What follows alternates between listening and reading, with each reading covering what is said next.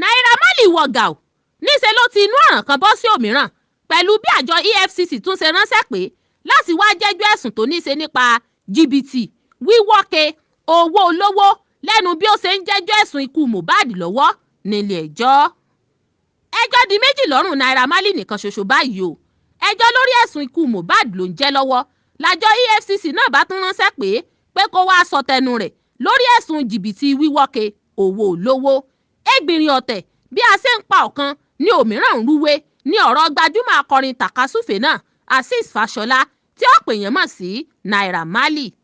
Kàkà kí ewé àgbọ̀ndẹ̀ líle ló tún ń le kokoko lọ́rọ̀ rẹ̀ tún já sí báyìí lórí àwọn ẹ̀sùn tí wọ́n fi kàn án nílé ẹjọ́.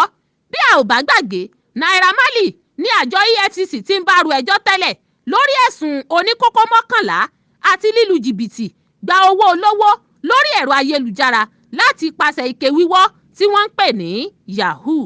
Naira Marley yìí kan náà sì tún ní ẹnu ń kùn lórí ọ̀rọ̀ ikú akọrin tàkasúfè ní tó dolóògbé Ìlérí Olúwa lọ́ba tí ọ̀pọ̀ èèyàn mọ̀ sí Mohbad tó sì ti fi ara rẹ̀ kalẹ̀ fún iléeṣẹ́ ọlọ́pàá lórí ẹ̀sùn náà. Agbẹjọ́rò fún Naira Marley ní oníbàárà òun kò ní lè yọjú sílé ẹjọ́ torí pé ó wà ní àhámọ́ ọlọ́pàá lórí ẹ̀sùn lílọ́wọ́ nínú ikú Mohbad. Àmọ́ ilé ẹjọ́ náà dúró lórí ẹsẹ̀ wọn fún ẹ̀sùn 11 tó ní í ṣe pẹ̀lú lílu jìbìtì nípa gbígba owó láti inú akoto owó ọ̀pọ̀ èèyàn èyí tó ti ń jẹ́jọ́ rẹ̀ tẹ́lẹ̀ tí kò tíì bọ́ nínú rẹ̀. Ṣáájú ẹ̀sùn ikú Mohbad ni Naira Marley ti ń jẹ́jọ́ ọ̀hún pẹ̀lú àjọ EFCC tí ọ̀rọ̀ náà tún bẹ́yìn yọ láìpẹ́ yìí. Naira Marley ló ti wà ní àhámọ́ àwọn ọlọ́pàá láti ọjọ́ Ìṣẹ́gun Tuesday lórí ìwádìí ikú Mohbad èyí tó mú kó má ṣeé ṣe fún un láti yọjú sílé ẹjọ́ náà èyí tí àjọ EFCC pè fún pé kó wá tẹ̀síwájú lórí rẹ̀.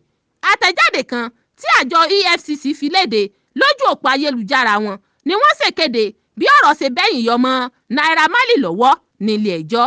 Àtẹ̀jáde náà ṣe lálàyé ohun tí ó wáyé nínú ìgbẹ́jọ́ náà. Aṣáájú ikọ̀ agbẹjọ́rò fún Naira Marley amòfin àgbà Ọlálékan Òjó sọ fún ilé ẹjọ́ pé oníbàárà òun kò ní àǹfààní láti wá sílé ẹjọ́ látàrí pé ó sì wà ní àhámọ́ ọlọ́pàá lórí ikú Mohbad. Agbẹjọ́rò Òjó wá rọ ilé ẹjọ́ pé kó sún ìgbẹ́jọ́ náà síwájú di ọjọ́ mìíràn ọjọ́ rẹ̀ tí ilé ẹjọ́ sì kẹ̀yìn sí ẹ̀bẹ̀ tí agbẹjọ́rò Naira Marley ọ̀hún bẹ̀. Wọ́n ní kó wá jẹ́jọ́ lórí ẹ̀sùn náà tó ń lọ lọ́wọ́ níbẹ̀ tẹ́lẹ̀.